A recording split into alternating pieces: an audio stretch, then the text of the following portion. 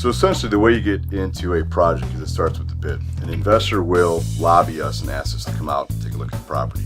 What we'll ask for is a scope of work, and we'll also ask for a lockbox code. What we'll do is we'll try to coordinate with all of our skilled tradesmen. I'll get one of my crew chiefs out there. I'll personally go out there. I try to coordinate with our electricians and HVAC and plumbing personnel based on the scope of work. Sometimes it doesn't require those individuals, but most of the time it does.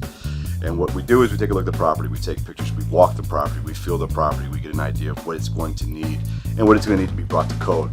Then we kind of customize and modify the current scope if it exists, or create the scope from scratch if it doesn't exist. We then have about a week turnaround time for that scope to be sent over to our investor for approval.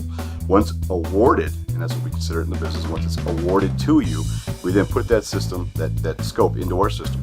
And then we have that ready for pre-inspection, meaning we got all our crews lined up, we know what we're going to start this job. We start the permit process. There's a 50-step program to flipping houses. And I mean, not the sense of flipping houses in the real estate side. The actual construction side is a 50-step process.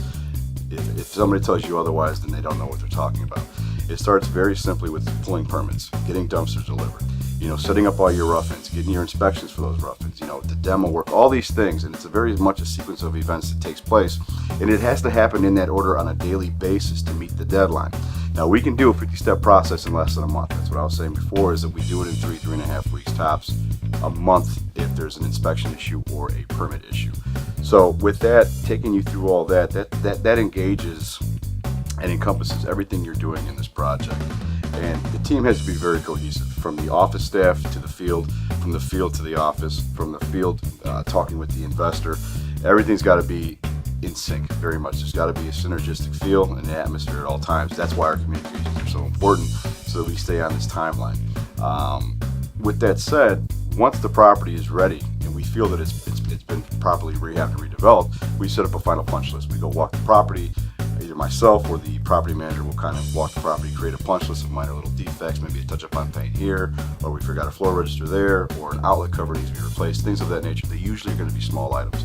And we don't ever want to punch list of more than 10 items because that becomes the scope of work, in my opinion. We try to eliminate all change orders by bidding the unforeseen issues if we can, so that we're all on the same page from beginning to end. Once this project is past final walkthrough and punch list, we then provide that and get that back to the client for whatever they're going to do with it in terms of real estate. They may already have it being leased. They've already have maybe a real estate agent who's already walked the property a few times and has a tenant prepared and screened and ready to go. Maybe they've had it on the market already and they're looking to sell this thing in the next 30 days. But usually they go fairly quickly because the investor is already working on the investment side and the real estate side while we're working on the construction side.